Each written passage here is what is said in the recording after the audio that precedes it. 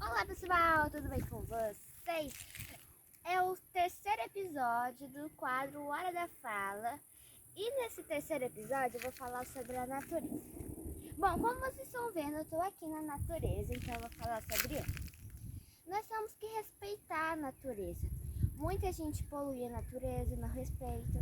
Para quem não sabe, a natureza é um ser vivo. As plantas são um ser vivo. Nós temos que respeitar. E também nessa natureza existem os animais. Então nós temos que respeitar eles. E um beijo.